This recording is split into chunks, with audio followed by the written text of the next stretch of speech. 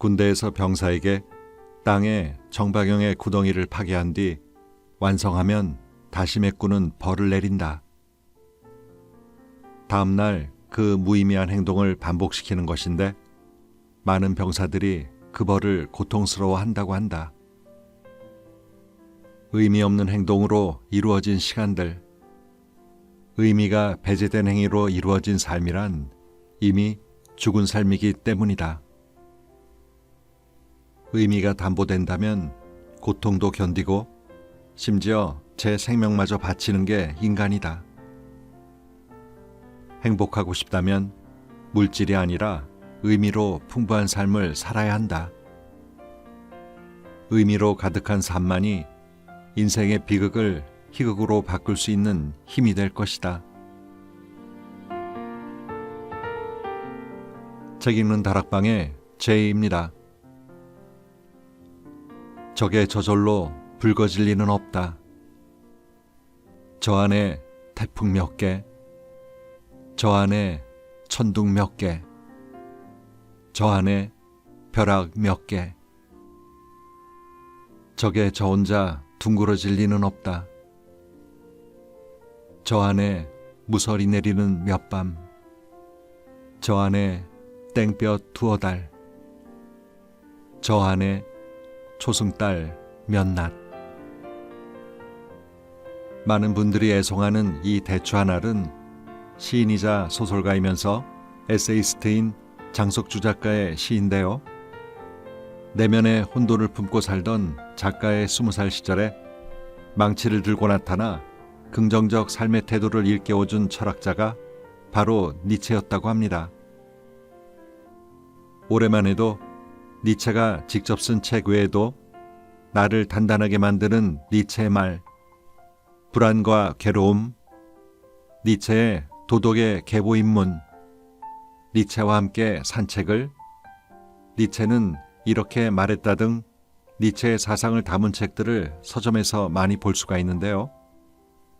아마도 저자가 니체를 만나 생각의 변화를 겪었듯이 지금 이 혼돈의 시기에 선굵은 인생의 조언을 구하고자 하는 사람들에게 니체의 철학이 도움이 되리라고 생각한 게 아닐까 싶습니다. 니체하면 연상되는 키워드들이 있죠. 아모르 파티, 신은 죽었다, 철인 사상, 영혼회귀 사상 등 니체의 사상은 많은 책에서 인용되고 있는데요. 이 모든 걸 아우르는 책 자라투스트라는 이렇게 말했다는 사실 누구에게나 쉽게 읽히는 책은 아닌 것 같습니다. 오늘 제가 소개해드리고 싶은 장석주 작가의 어느 날 니체가 내 삶을 흔들었다는, 저자가 오랫동안 니체를 읽어왔고 또 출판사를 운영했을 당시 니체 전집을 냈을 만큼 니체의 철학의 조예가 깊은 데다 여기에 작가의 철학과 필력을 더해 니체의 주된 사상과 그 의미를 잘 전달해주고 있습니다. 떳떳하고 늠름하게 사는데 무엇보다도 자기 극복과 의지가 필요할 것이다. 그 전에 먼저 자신을 잃고 몰락할 용기가 있어야 한다. 서문에 있는 작가의 이 이야기와 이것이 삶이더냐? 좋다. 그렇다면 다시 한 번이란 니체의 말은 그 의미에 있어 많이 닮아있죠. 살아있음을 기뻐하고 생을 사랑한 니체는 그 누구보다도 삶을 긍정했습니다. 니체가 말한 신은 죽었다는, 얼핏 들으면 세상에 대한 허물을 말하고 있는 듯하지만 신이 자살을 할 이유는 없겠죠. 오히려 정반대선상의 이야기입니다. 오늘은 이 책 가운데 영혼회귀와 불교의 윤회사상, 초인사상, 신은 죽었다의 내용을 중심으로 부분 발췌하여 소개해드리겠습니다.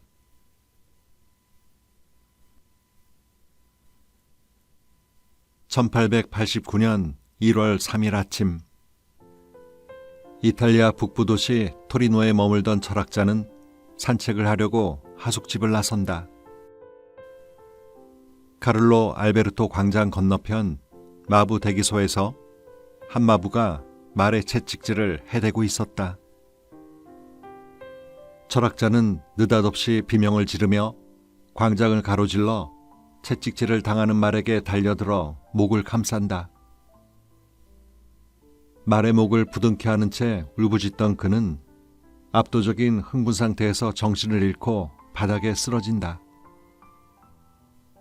정신착란이 철학자를 덮친 뒤 사람들이 몰려드는데 하숙집 주인도 광장으로 나왔다가 발광한 철학자를 발견하고 집으로 옮긴다. 니체는 의식을 되찾지만 이전의 건강한 상태로 돌아갈 수는 없었다. 이미 동공이 풀리고 의식은 혼미해진 채 그는 정신 이상 증세를 보였다. 하숙집에서 피아노를 두드리면서 광란의 몸짓을 하며 노래를 부르고 소동을 일으켰다. 아무도 말릴 수가 없자 하숙집 주인은 경찰을 불렀다. 그 소동이 가라앉은 뒤 니체는 소파 구석에 웅크린 채 출판사에서 보낸 니체 대 바그너라는 책의 교종세를 들여다보았다.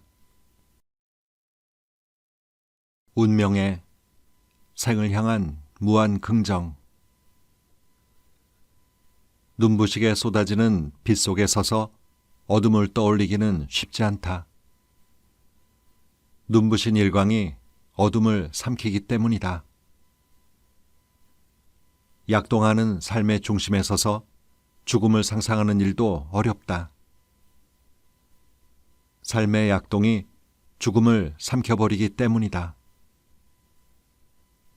죽음은 미래의 것, 아직 일어나지 않은 사건, 미래의 가능성으로만 존재한다. 언제나 미지고 수수께끼인 죽음은 주체가 그 주인이 될 수 없는 사건이다. 에피쿠로스 철학에 따르면 죽음이 여기에 있을 때 당신은 여기 없다. 죽은 뒤에는 죽음을 의식하지 못한다. 그래서 한 주체가 삶과 죽음을 동시적 사건으로 경험할 수 없다. 실존 사건으로서의 죽음, 존재를 무아하는 죽음. 사람은 이런 죽음을 경험할 수 없다. 죽는 순간 우리는 멈춤 없이 삶에서 죽음으로 넘어간다. 그럼에도 우리는 죽음에 침식당하며 불안과 공포를 느낀다. 죽음이 존재의 파괴가 아니라 알 수 없음, 미지 그 자체인 까닭이다. 니체는 죽음을 어떻게 생각했을까? 살아있음을 기뻐하고 생을 사랑한 철학자는 생명을 쇠잔으로 이끄는 것들을 거부하고 삶을 긍정한다. 매사에서 큰 일에서나 작은 일에서나 언젠가 때가 되면 나는 단지 긍정하는 자가 되고자 한다. 그리고 아모르 파티. 이것이 삶이더냐? 좋다. 그렇다면 다시 한 번을 외치면서 생을 기꺼이 끌어안았다. 동일한 것에 영원한 회귀. 하루가 가고 또 다른 하루가 밝아온다. 날짜가 바뀌었을 뿐 달라진 것은 없다. 어쨌든 태양이 오늘도 떠오른다. 한 주가 가면 또 다른 한 주가 오고 한 계절이 가면 또 다른 계절이 돌아온다. 봄이 오면 새싹이 돋아나고 여름까지 잎과 가지가 무성해지다가 가을이 되면 시든다. 만물이 쇠잔해진 가운데 겨우내 죽은 채로 있던 식물들은 새봄에 다시 새싹을 틔우고 죽은 듯이 보이던 가지마다 새 잎을 피워낸다. 순환하는 계절 속에서 죽었던 것들의 회귀, 생명의 눈부신 갱신. 이 동일한 형식의 반복 속에서 세계는 새롭게 약동한다. 세계가 존재하려면 동일한 것에 영원한 회귀가 있어야 한다. 우리 삶도 동일한 것에 영원한 회귀 속에 사라졌다 돌아오기를 거듭한다. 내 갈비뼈 아래에서 쉼없이 고동치는 것, 이것은 무엇인가? 죽어도 죽지 않는 불사조와 같은 것, 이것은 죽음이 아니던가? 그렇다. 죽음은 이미 오래전부터 우리 안에 있다. 죽음은 우리의 삶 안에서 살아서 숨쉬고 있었다. 죽음은 우리와 함께 먹고 잠들며 깨어나서 웃는다. 이것은 우리가 죽은 뒤 재 속에서 불사조가 일어나듯이 새로운 생명을 잇고 일어난다. 지난 봄이 돌아오듯이 죽음은 새 생명으로 돌아온다. 삶의 수레바퀴는 계속해서 돌아간다. 한 번 태어난 것은 자연 수명을 다하고 죽은 뒤 자연으로 회귀한다. 온 것은 돌아가고 간 것은 다시 온다. 니체의 영혼회귀 사상은 어딘가 낯익은 데가 있지 않은가? 니체의 영혼회귀 사상을 듣자마자 불교의 윤회와 열반을 떠올리는 것은 논리의 비약이 아니다. 우리 몸을 이루는 60조 개의 세포는 끊임없이 죽음과 재생을 반복한다. 우리가 죽으면 다음 세대가 삶을 이어받는다. 생명의 세계가 반복과 재생 속에서 영혼회귀를 하고 있는 한 니체는 자기가 다시 돌아오리라고 믿었다. 니체 철학의 한 축이 영혼회귀의 철학이라는 건 널리 알려진 사실이다. 동일한 것의 영원한 회귀에서 우주의 근본 원리를 찾았던 니체는 이 영혼회귀의 사상을 일컬어 도달될 수 있는 최고의 긍정 형식이라고 말한다. 그날 나는 실바플라나 호수 근처의 숲을 산책하다가 주를레에서 그리 멀지 않은 곳에 우뚝 솟은 거대한 바위 옆에서 발길을 멈추었다. 그곳에서 이 사상이 내게로 왔다. 니체는 1881년 8월 실스마리아에서 산책을 하다가 영혼회귀 사상의 실마리가 될 만한 영감을 얻는다. 이 영감이 갑작스러운 것은 아니었을 테다. 그의 머릿속에서 내면에서 오래 머물면서 여러 생각으로 가지를 뻗고 그런 가운데 잘 빚어진 사유가 어떤 계기의 순간을 만나 단박에 바깥으로 터져 나온 것이다. 이것은 위대한 발견이고 신비로운 계시에 가까운 것이었다. 자라투스트라는 이렇게 말했다를 쓴 것은 바로 이 영혼회귀의 철학을 알리기 위함이었다. 보라, 독수리 한 마리가 커다란 원을 그리며 하늘을 날고 뱀 한 마리가 거기에 매달려 있는 것이 아닌가. 그런데 뱀은 독수리의 먹이가 아니라 벗인 듯 했다. 목을 감은 채 의지하고 있는 것을 보아 그랬다. 내 짐승들이다. 자라투스트라는 그렇게 말하고는 진심으로 기뻐했다. 저 태양 아래서 가장 긍지 높은 짐승이자 태양 아래서 가장 영리한 짐승이다. 나의 짐승들이여, 나를 인도하라. 왜 독수리와 뱀인가? 뱀은 대지에 배를 붙이고 살아야만 하는 가장 비천한 저주받은 짐승이 아닌가? 니체의 생각에 따르면 뱀은 태양 아래 가장 영리한 짐승이다. 그 뱀과 태양 아래서 가장 긍지 높은 짐승인 독수리는 잘 어울린다. 그 둘이 보여주는 원형 도상보다도 더 영혼회기를 잘 보여주는 상징은 없다. 뱀은 원형 상징에서 보자면 영혼불멸을 하는 존재다.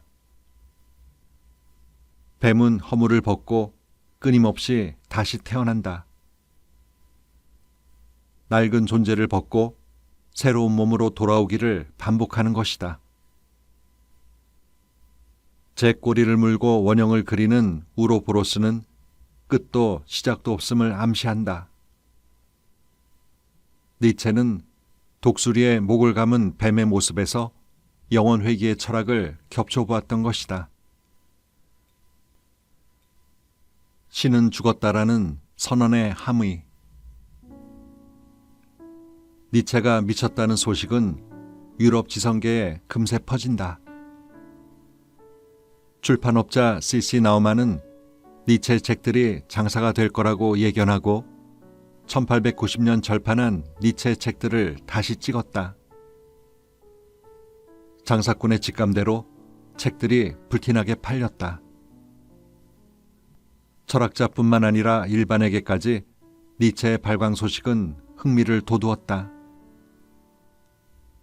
즐거운 학문에서 신이 죽었다고 선언한 것은 미친 사람인데 바로 그 저자가 미친 것이다. 사람들은 그 점을 흥미로워했다. 즐거운 학문이 세상에 나온 것은 1882년이다. 니체가 영혼을 위한 어떤 운명을 최초로 정식화했던 세 편의 말미에 있는 화강암처럼 견고한 문장이라고 했던 그 책이다. 니체는 미친 사람의 입을 빌어 신은 죽었다고 선언하는데 신을 살해한 것은 우리들이라고 말한다. 누가 우리에게서 이 피를 씻어줄 것인가? 어떤 물로 우리를 정화시킬 것인가? 어떤 속죄의 제의와 성스러운 제전을 고안해내야 할 것인가? 신을 살해한 행위에 따르는 정화, 속죄의 제의와 성스러운 제전을 누가 어떻게 만들 것인가가 우리에게 남겨진 의무다. 신은 정신적 토대를 이루는 최고의 가치이자 모든 생명과 물질의 제1원인이다. 신이 죽었다는 선언은 가치의 영도를 선언하는 것이다. 니체는 미쳐버림으로써 미친 사람의 자신을 하나로 겹쳐낸다. 미친 사람은 신을 찾던 사람이다. 신을 죽인 것은 인간들의 공모에 의한 사건이다. 이 교회가 신의 무덤과 묘비가 아니라면 도대체 무엇이란 말인가? 신은 죽었으므로 신에게 경배를 드린다는 교회는 신의 무덤이고 묘비가 서 있는 곳이다. 우리가 신을 죽였다. 너희들과 내가. 우리 모두가 신을 죽인 살인자다. 미친 사람은 신을 살해하려는 의도가 없다. 신을 살해한 건 신의 권능을 믿지 않는 인간들이다. 그들은 신을 살해하고도 그 사실조차 깨닫지 못한다. 신을 살해한 것은 더없이 추악한 자들 혹은 병약한 자들이다. 기존의 진리와 가치에 대한 부정은 필연적으로 니힐리즘에 닿는다. 신이 부재하는 자리를 부득이 인간이 대신해야만 한다. 위대한 건강을 지닌 인간, 인간의 조건들을 넘어선 인간, 자기 극복을 체현한 존재라야 한다. 위버맨시가 그 존재다. 모든 신은 죽었다. 이제 위버맨 씨가 등장하기를 우리는 바란다. 이것이 언젠가 위대한 정오를 맞이하여 갖게 될 최후의 의지가 되기를. 신이 죽었다는 것은 인류의 역사에서 실로 어마어마한 사건이다. 니체는 왜 불교도가 아닌가? 붓다가 태어나기 전 인도 각지에는 숱한 수행자들이 떠돌았다. 세속에서 부귀영화를 쫓는 걸 그치고 우주 만물이 생성된 원리와 그것이 움직이는 이치에 궁극적 물음을 던지며 수행에 열중하는 이들을 출가사문이라고 했다. 기원전 6세기경 북인도의 카필라 바스투에서 왕제로 태어난 시다르타도 그 출가사문의 하나였을 것이다. 왕자가 태어나던 날 몇 가지 길조가 나타났다. 땅에서 연꽃이 솟아올랐다. 아기는 그 연꽃에 올라앉았다. 부왕은 점술가에게서 왕자가 집에 머물면 지혜로운 왕이 될 것이고 출가하면 깨달음을 얻고 중생을 제도할 것이란 말을 듣는다. 왕자는 14살 때 마차를 타고 도성에 동문을 나서 산책을 하며 우연히 여러 사람을 만난다. 처음 노인을 만나고 마부에게 물었다. 저 사람이 누구냐? 노인입니다. 나는 저런 운명을 피할 수 있겠느냐? 아직은 피하지 못하십니다.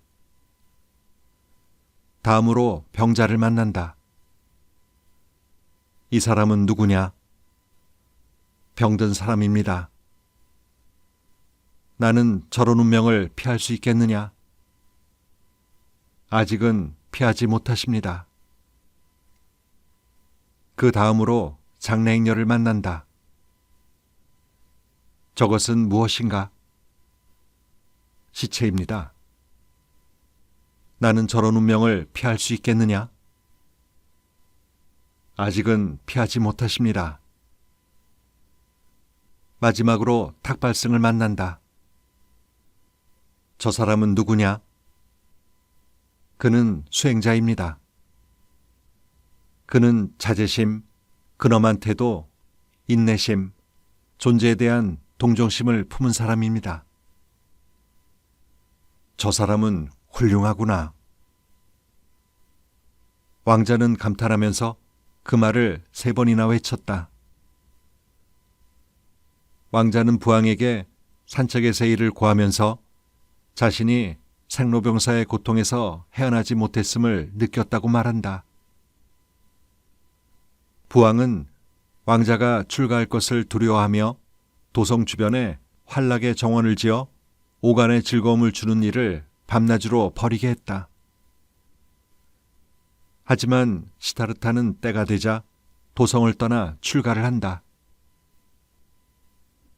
시다르타는 보리수 아래에서 명상과 수행을 거듭하고 훗날 붓다로 알려지게 되며 불교의 창시자로 우뚝 선다.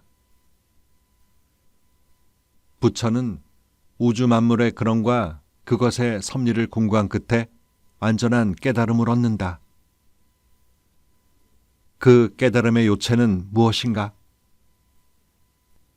부처의 깨달음은 인생이 고라는 성찰, 고의 원인에 대한 성찰, 고를 소멸시키는 수단에 대한 성찰에 바탕을 둔다. 부처는 말한다. 태어나는 것도 고요, 병드는 것도 고요, 죽는 것도 고다. 근심, 슬픔, 괴로움, 걱정, 번뇌도 고다. 싫어하는 사람과 만나는 것도 고요, 사랑하는 사람과 헤어지는 것도 고다. 원하는 것을 얻지 못하는 것도 고다. 이 고를 유발하는 게 가래다. 가래는 흔히 욕구라고 부르는 것으로 생의 동력이자 인간을 속박하는 족쇄다. 모든 고가 이 가래에서 비롯한다. 가래를 어떻게 소멸시킬 수 있는가? 부처는 말한다. 고가 생기는 원인을 끊어버리는 것이다. 욕망이 시들어서 소멸해버린 곳에는 어디나 즐거움과 기쁨이 있다. 니체가 불교를 어떻게 보았을까 하는 궁금증을 품은 것은 니체 철학이 불교와 겹치는 바가 있다고 느꼈기 때문이다. 이 서양 철학자의 불교에 대한 이해가 심오한 깊이에 이르렀다고 말하기는 어렵다. 아마도 유럽 지식인들이 가진 평균적 이해를 넘어섰다고 판단하기는 힘들지만 그 특유의 통찰을 통해 불교에 대한 직관적 이해를 보여준다. 니체는 스스로를 가리켜 유럽의 붓다라고 했다. 나는 유럽의 붓다가 될 수도 있을 것이다. 말하자면 인도에 붓다가 있다면 유럽에는 니체가 있다고 말이다. 니체는 이 낯선 동양의 종교가 끊임없이 물을 지향한다는 점에서 흥미를 느꼈다. 불교는 열반과 해탈의 종교다. 열반과 해탈은 무로 돌아갑니다. 니체는 새로운 가치의 도래를 영혼회귀의 철학에서 찾았다. 우리처럼 생각하는 자들에게는 모든 사물 자체가 춤춘다.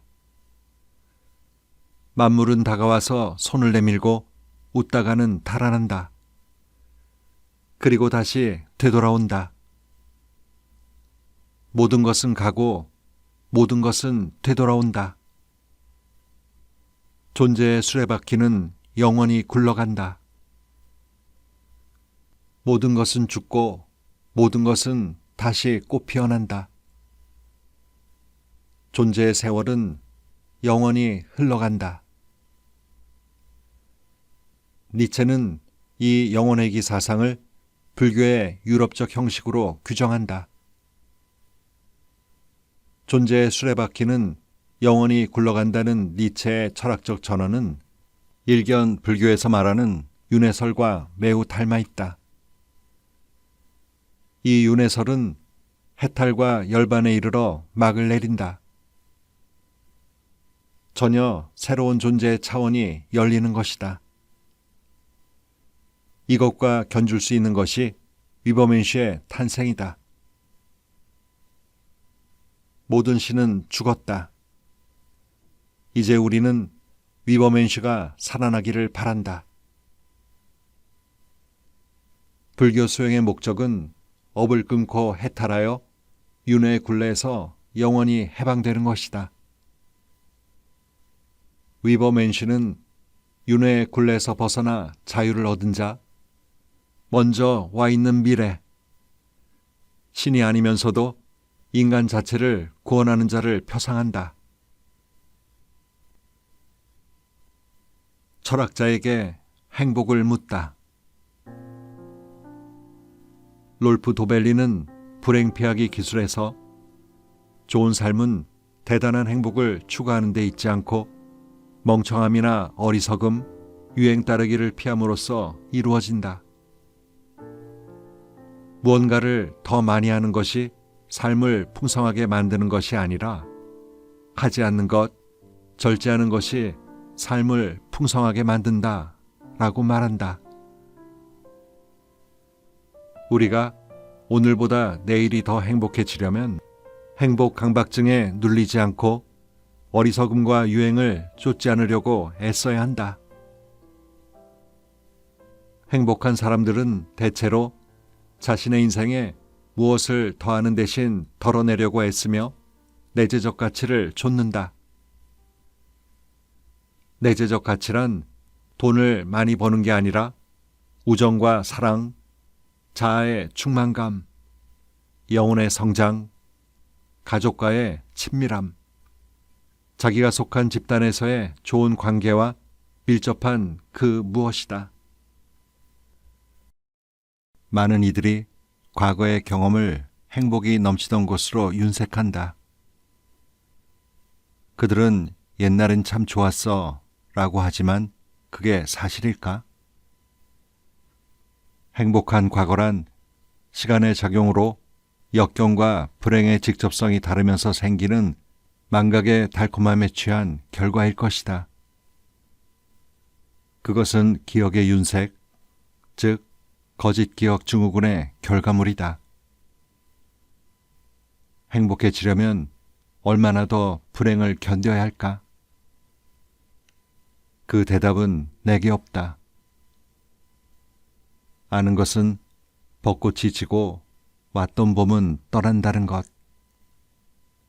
곧 여름이 오고 우리는 여름의 눈부신 햇살 아래서 눈을 가늘게 뜨고 녹음 우거진 숲과 반점처럼 땅에 들이운 그늘을 볼 수 있다는 것뿐이다. 땀 젖은 몸을 씻은 뒤 잘 익은 복숭아를 깨물 때 단 복숭아즙이 입가를 적신 채 흘러내린다. 우리는 여름 과일의 풍미와 향기를 듬뿍 맛보며 행복감에 취할 것이다. 그렇건만 봄날의 화사한 꽃들, 여름의 빛과 영광은 얼마나 빨리 사라지는가? 행복이 대상의 소유가 아니라 경험의 향유에서 가능해지는 것이라면 지금 이 순간의 행복을 꽉 잡으시라. 지금 이 순간 당신이 행복하지 않다면 그 어디에도 행복은 없다. 모란 작약들이 벌이는 꽃잔치와 사방에서 번쩍이는 여름의 눈부신 빛, 그리고 의욕으로 충만하게 만드는 온화한 가을 햇빛이 흘러가는 찰나에 잡지 못한 행복은 어디에도 없을 테니까. 춤추는 별이 되기 위해서는 그대의 내면에 혼돈을 가지고 있어야 한다. 탄생의 고통, 잠재력, 인내를 이야기하는 많은 글 가운데 단연 최고의 문장이 아닐까 싶은데요. 이 글을 보면 시와 철학은 한 뿌리에서 나온 것이라는 작가의 말에 공감을 하게 됩니다. 여러분은 어떠신가요? 아직도 가슴에 혼돈을 가지고 계신가요? 오늘도 좋은 하루 보내세요.